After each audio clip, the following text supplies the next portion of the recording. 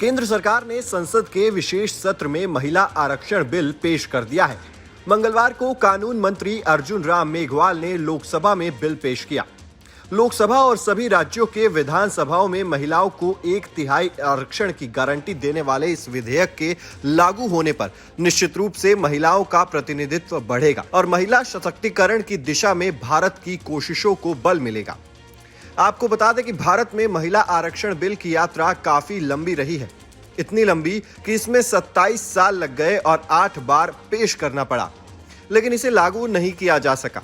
हालांकि इस बार इसके पास होने का रास्ता आसान जरूर दिखाई दे रहा है, लेकिन इस मुद्दे को लेकर राजनीति लगातार जारी है।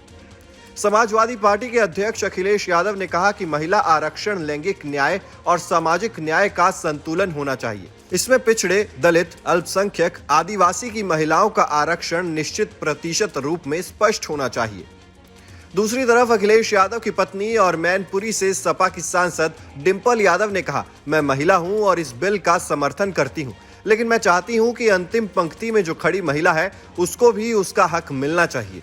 हम चाहते हैं कि ओबीसी महिलाओं को भी आरक्षण मिले। सरकार को 9 साल पूरे हो गए हैं और मैं समझती हूँ कि वुमेन पेंशन बिल लाना था तो ये सरकार पहले भी ला सकती थी, और ये आखिरी साल में लेके आ रही है जब इलेक्शंस आने वाले हैं। और क्योंकि इसकी बहुत बड़ी एक्सरसाइज होती है। समाजवादी पार्टी ने हमेशा समर्थन किया है, लेकिन हम सभी चाहते हैं कि ओबीसी महिलाओं का भी इसमें आरक्षण निर्धारित हो, क्योंकि आखिरी में खड़ी हुई महिलाओं को भी, जो पंक्ति में आखिरी में खड़ी हैं, उनको भी उनका हक मिलना चाहिए। और सरकार की जो मंशा है, जो इस समय वो लेके आई है बिल, क्योंकि ये 2024 में भी नहीं लागू हो पाएगा ये बिल, और ये जो 5 राज्यों के जो अभी चुनाव होने जा रहे हैं उसमें भी लागू नहीं हो पाएगा, तो इस सरकार की मंशा साफ नहीं है। बता दें कि समाजवादी पार्टी और लालू यादव की आरजेडी हमेशा से ही महिला आरक्षण बिल की मुखालफत करती रही है। इन दोनों ही पार्टियों का मानना है कि महिला आरक्षण बिल में ओबीसी महिलाओं के लिए भी अलग से व्यवस्था की जाए। साल 2008 में जब यूपीए सरकार द्वारा ये बिल लाया गया था तो लालू मुलायम ने ही इसका ये कहते हुए विरोध किया था कि इसका लाभ केवल शहरी और पढ़ी लिखी महिलाओं को ही मिलेगा। ग्रामीण और पिछड़े वर्ग की महिलाओं को इससे कोई फायदा नहीं मिलने वाला है।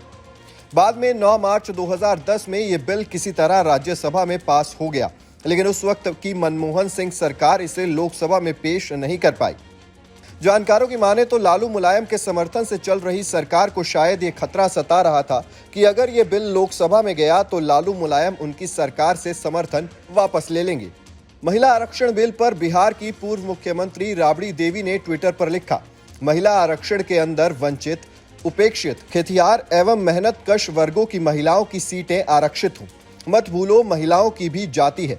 अन्य वर्गों की तीसरी चौथी पीढ़ी की बजाय वंचित वर्गों की महिलाओं की अभी पहली पीढ़ी ही शिक्षित हो रही है, इसलिए इनका आरक्षण के अंदर आरक्षण होना अनिवार्य है। अपने अगले ट्वीट में राबड़ी देवी ने लिखा, महिला आरक्षण विधेयक में जो 33% आरक्षण दिया गया है उसमें SC ST OBC महिलाओं के लिए सीटें आरक्षित नहीं की गई हैं। SC ST वर्गों के लिए जो प्रावधान किया गया है उन वर्गों के लिए पहले से ही आरक्षित सीटों में से SC ST की महिलाओं को 33% मिलेगा, यानी यहाँ भी SC ST को धोखा दिया जा रहा है।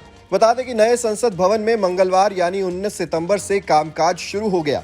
आज लोकसभा में 128वां संविधान संशोधन बिल यानी नारी शक्ति वंदन विधेयक पेश किया गया। इसके मुताबिक लोकसभा और राज्यों के विधानसभाओं में महिलाओं के लिए 33% रिजर्वेशन लागू किया जाएगा। इस फॉर्मूले के मुताबिक लोकसभा की 543 सीटों में से 181 महिलाओं के लिए आरक्षित होंगी।